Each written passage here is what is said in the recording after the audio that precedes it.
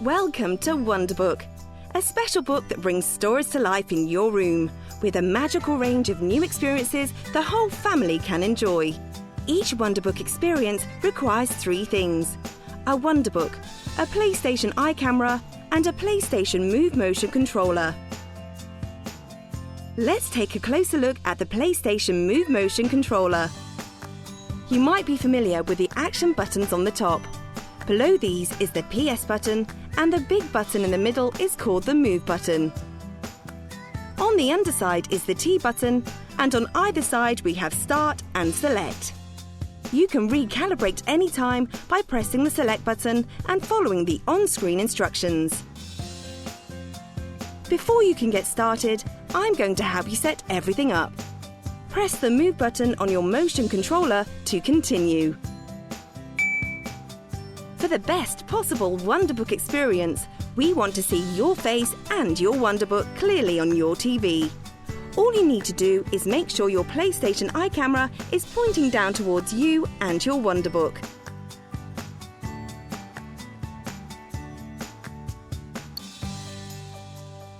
To make sure you can be seen clearly in your room, set your PlayStation eye camera to wide-angle view. To do this, twist the camera lens round to the blue lens angle indicator.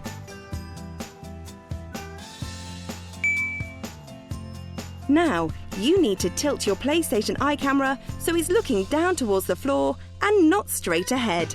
To do this, hold the camera base in one hand and push the camera lens down with your other hand. Next, place your PlayStation eye camera below or above the centre of your TV. For the best results, when you sit on the floor, your camera should be at about head height. Try to make your room as bright and evenly lit as possible, so that you and your Wonderbook appear clearly. For best results, turn on all the lights in the room. Now sit on the floor a little way back from your PlayStation eye camera so you can see your face on your TV. Pick up your motion controller and point it towards the camera lens, keeping it clearly visible on screen. Hold your motion controller really steady, then press the Move button.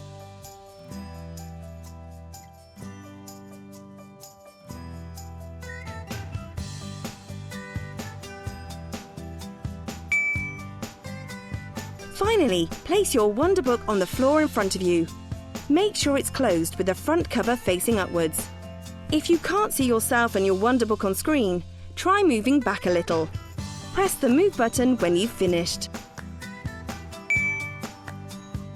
You're all set up and ready to go. So leave everything as it is and press the Move button to start your Wonderbook experience.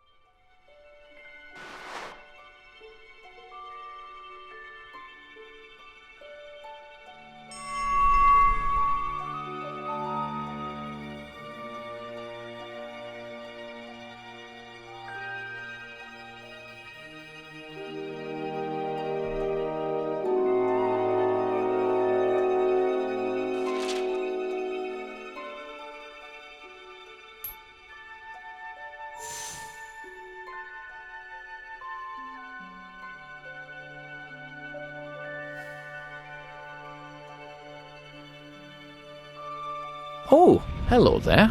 You know...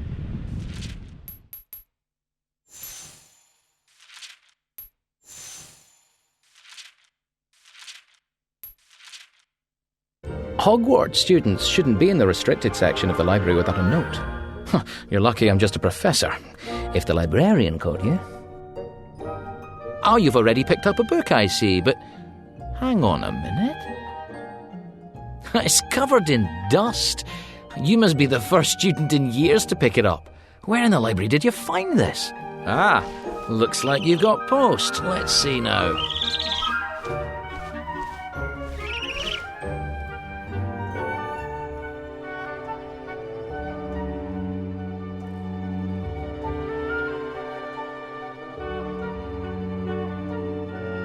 This student is given permission to collect a copy of the Book of Spells from the restricted section. From the restricted section? How on earth did you get permission for this? Oh, you're a Gryffindor, are you? Well, I hope you know what you're doing. Come on then, let's have a look at it. Brush that dust off the cover. That's it, keep going. Wait a moment. Is this... Yes! This is the Book of Spells by Miranda Goshawk. I mean, this isn't your standard Book of Spells. It's very old. But after all, you did get permission. It's just... Well, Miranda Goshawk was a powerful witch, and sometimes magic in old spellbooks can be a bit unpredictable. Oh, but we've got your magical education to think about. I'll be here to guide you while you read the book. After all, it could contain rare charms or dangerous jinxes or all kinds of exciting stuff. Go on then.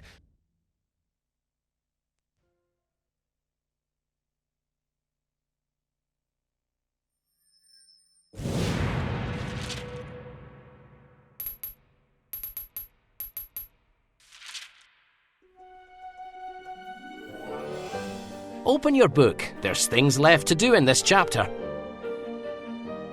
Ready to begin? First, let's make sure your wand is in fine shape. Now, a spellbook like this can help you with all sorts of enchantments. See that glowing spot on the page? Point your wand at it, then press the T button. Here we are. We're going to practice this nice snap of the wrist. It's a sharp flick of your wand like this. Oh, there we go. Wow, it looks like your wand is ready to go. Time to show me some real wand work. Oh, that's it. Very good. Right, keep flicking now. You don't need to press any buttons with a spell like this. Just flick. A bit more. Keep flicking your wand. Flick out some more sparks. Make sure you've got the hang of it. Yes, you've definitely got the hang of it. Let's move on, shall we? You can cancel activities at any time by holding the circle button, so do that now. Good, now hold it. It looks like your wand work is up to scratch. Let's move on. There you go.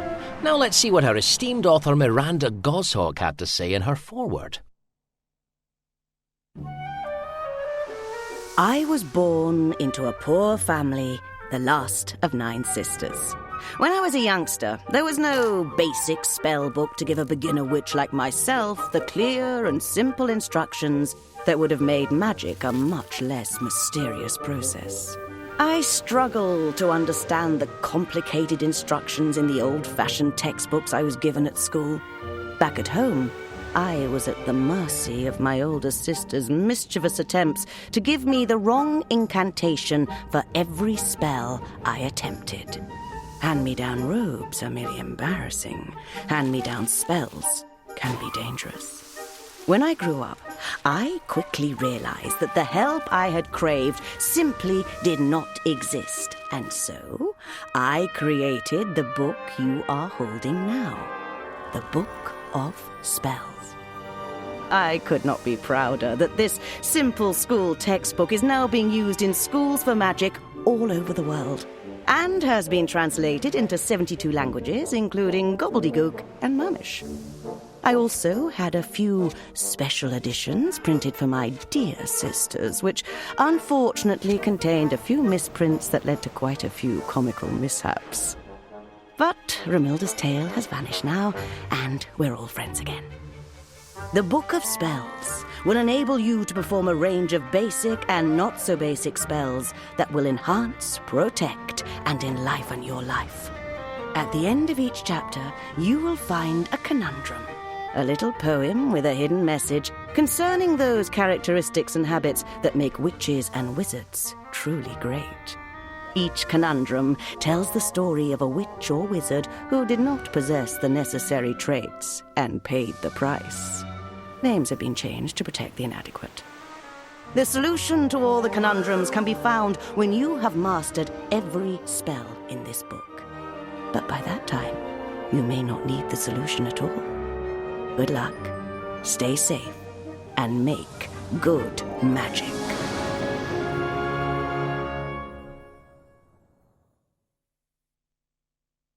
You uncovered a collectible. That will go into the collectibles chapter in your spellbook. Later on, you can visit the chapter to see all the things you've collected. But for now, let's move on. Now we've got 2 magical spots on the book. Every page of the Book of Spells has spots like these. See that new spot on the right-hand page? Use your wand to pull it up out of the book, and we can read what spells we have in store in Chapter 1. Or you can try testing out your wand again by pulling up the picture on the left-hand page. It's up to you. When you read the Book of Spells, you can use your wand to move the words back and forth. Try it now. Point your wand at the words at the top of the screen, then hold the T button and slide them to the left. Just release. That's it. Whenever you're reading, you can use your wand to skip ahead or go back. Point with your wand again and slide the words to the right to go back. Nice wand work. You can also stop reading at any time by holding the circle button. In this chapter, we'll learn 4 spells ideal for developing your wand skills. Each new spell is sure to be useful throughout your wizarding career, whether you're making objects fly or lighting your way in dark places. Practice hard, and you'll soon be ready to take on this chapter's final test, and will be on your way to becoming an accomplished witch or wizard.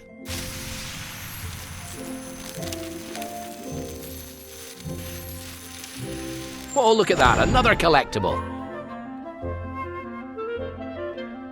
There we are. See there in the bottom corner?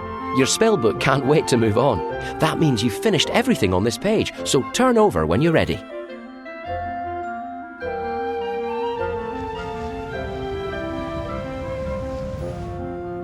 The levitation charm. Aha, starting with the basics. This one always comes in handy. Right, first we'll learn a bit about the spell. Then, when you're ready, you'll learn to cast it. Now, you don't read this spellbook like a muggle textbook. To read your book, you point your wand at any words that are glowing on the page and then just press the T button.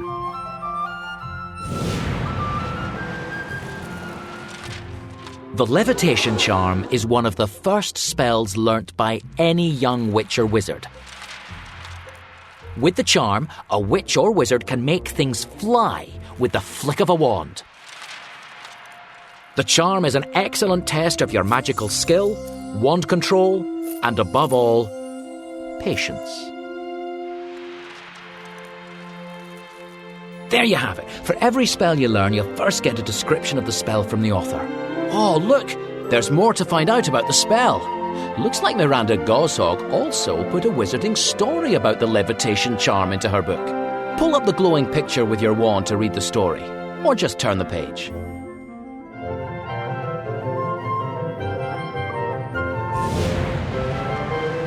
Looks like we're going to hear a tale about this spell. Ready? It's up to you. Do you want to read the story now or later? Use your wand to choose. Point at one of the tabs. Hold the T button, then slide the tab out. Good. That's it. The levitation charm was invented in 1544 by Warlock Jarlath Hobart, who mistakenly believed that he had at last succeeded in doing what wizard kind had so far failed to do, and learnt to fly. Hobart invited a large crowd of wizards, including the chief warlock of the Wizengamot, to witness his maiden flight. On the 16th of July, 1544, Hobart climbed onto the roof of the local church. And after several speeches and a rousing performance of the... it seems your spell book is testing you. There's a word missing from the story. Point your wand at one of the tabs on the side of the book. Then hold the T button and slide the tab out. Ah, yes. After a rousing performance of the national anthem, he leapt into midair. At first, Hobart appeared to have succeeded. He hung in midair for nearly 3 minutes, until the crowd grew impatient to see him move somewhere. In response to their catcalls, Hobart began to perform vigorous swimming movements, which had no effect. Mistakenly believing that he was being hampered by his heavy boots and... another missing word. Jarlath's going to throw something away, but what? Point at one of those 2 words, hold the T button and slide the tab out. Believing he was being hampered by his heavy robes, he took them off and tossed them away. Upon removal of these items, Hobart dropped 10 feet, and it became painfully clear to those watching from below that far from weighing him down, they had been helping to keep him airborne. Infuriated by the increasing laughter of the onlookers, Hobart continued to strip. Until finally, on removal of his... oh dear, what do you think he removed next? Pull out a tab to choose. On removal of his underpants, he plummeted to the earth, completely naked.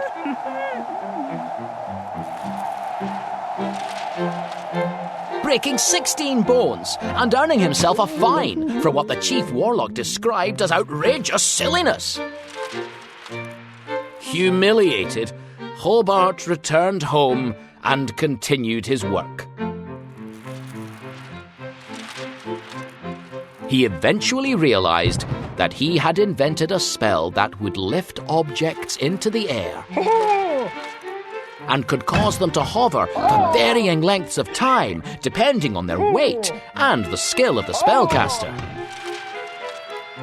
Small animals and even children might be levitated, but once airborne, they had no control over their direction of movement. Hobart consequently made a second announcement, and another, even larger crowd assembled to watch his new demonstration, hoping for another hearty laugh at his expense. The new demonstration was initially much more successful than the first. Hobart showed the onlookers how he could lift a variety of objects, ranging from small rocks all the way up to... what else could this spell levitate? Pull out one of the tabs to try it. That's it! He could lift fallen trees!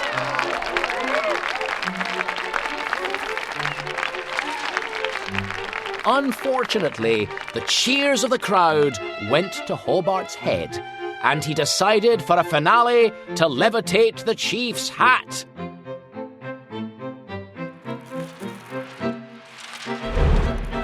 It was only then that he, and indeed the crowd, realised that the chief wore a wig.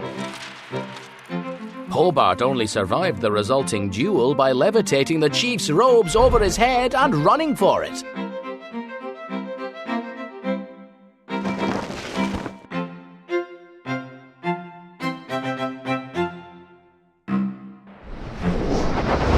There you go. Now, some spells in the book will have wizarding stories to go with them, left especially by Miranda. I mean, our esteemed author. This spellbook has some powerful magic indeed.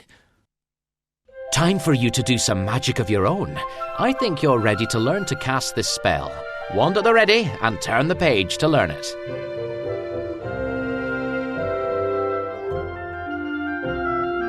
One of the book's pictures has got a bit out of control. Just try brushing those feathers away with your hand.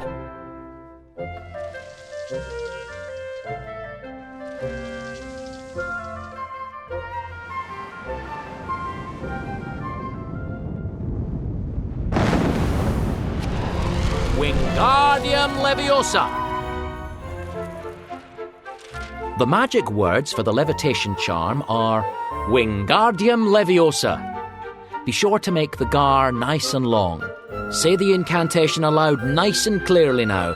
3, 2, 1. Wingardium Leviosa. You'll have to speak up. Wingardium Leviosa.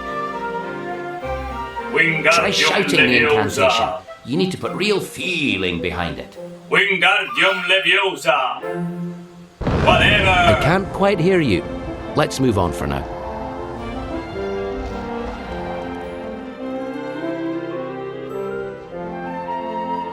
That's the incantation learnt. Now time for the wand gesture you must make to cast the spell. Pull the gesture diagram up from the page.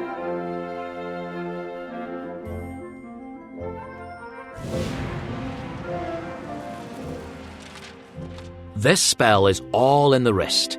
Keep your wand hand loose and perform a nice, smooth swish and flick movement. This is it. To cast a spell, you trace the gesture shape while holding the move button on your controller. Hold down the move button, trace the shape, then let go. Nice. Let's see that gesture again, but drawn from memory this time. That's it. See that symbol in the corner? That means you've cast the spell. Now, you don't need to press the move button or make the gesture again. You can keep using this spell till you cast another. Now, with the levitation charm, you point your wand at an object, then hold the T button to levitate it. Remember, with this spell, you need to aim your wand, then hold the T button to use it. Oh, here we go. Try levitating that jar. Point at it and hold the T button. Put the jar safely back down on the book so we can move on.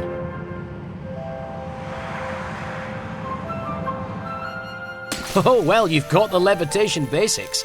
Keep levitating if you like, or hold the circle button down. These things don't grow on trees, you know. Levitate the jar again and try to land it carefully. Try levitating it again. Have a play around.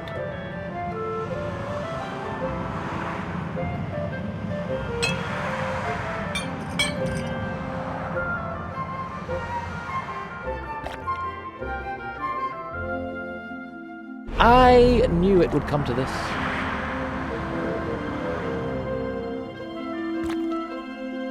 You need to safely land the jar to move on. Just release the T button when you're ready. Put the jar safely back down on the book. That's right. You can keep levitating, or we can move on. You can return the book to normal at any time by holding the circle button.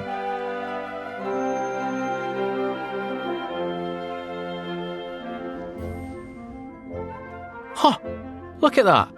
Some previous student has scribbled in your book. Defacing a library book. Wait.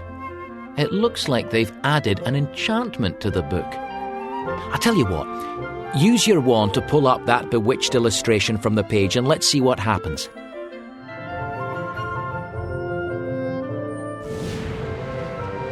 Aha! It seems our mischievous magical vandal wanted to give you a creature to practice levitating. Go on then, give it a go.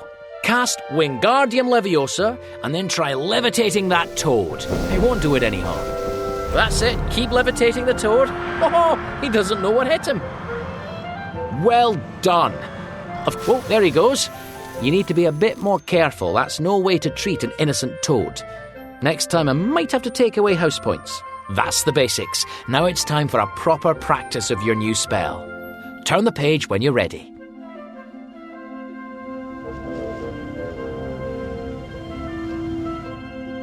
You've learnt your first spell. Now it's time for a practice exercise conjured by your book. I'll be awarding house points, so do your best. Let's find out what challenge Miranda Goshawk has set you.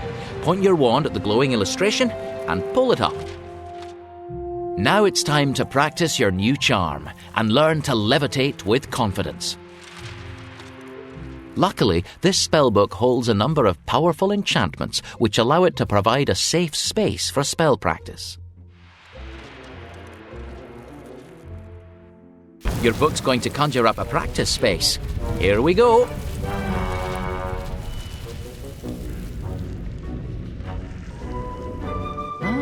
A herbology greenhouse. Those plants are mandrakes. I'd know them anywhere. A perfect chance to put your levitation to the test. Levitate the mandrakes out of the ground and into those pots over there. Now, these mandrakes are fragile, so you'd better levitate them up out of the ground and over into the pots. Point your wand at a mandrake and levitate him up out of the ground. You've got the right spell. Point your wand, then hold the T button. Oh, they're stubborn. Hold the T button and give him a good tug. There he goes. I'll magically muffle the place. Muffliato. There. Release the T button to pop him in. Well done. This mandrake can settle into his new home. You need to repot all the mandrakes to complete the exercise. That's it. Release the T button to drop him.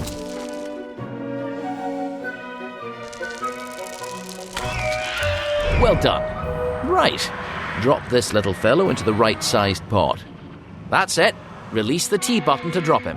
Excellent. Another one safely repotted. Well done. Release the T button to pop him in. Excellent. Nice work. All safely repotted. Some spectacular levitation in there, I must say. Activity complete. Time to see how well you did. Here's a note recording your progress in this lesson. Here we are. Let's see how you did. Well done indeed. You've mastered your first spell. And to prove it, here's a wizarding photograph recording one of your moments of magic. Good work. Spectacular. All mandrakes repotted without any mistakes, so that's 15 house points for you.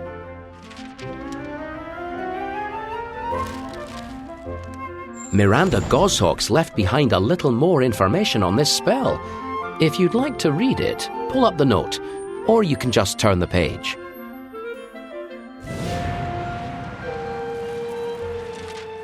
There are many variations of this spell. The hover charm, the rocket charm, and the floating charm, to name but a few. But this remains the original and best. This charm ought not to be seen as a joke spell. It can be most useful in duels and can lift physical obstacles. And can even levitate small creatures, though this is likely to confuse any poor animal and is certainly not to be encouraged.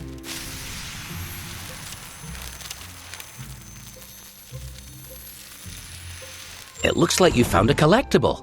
Well done!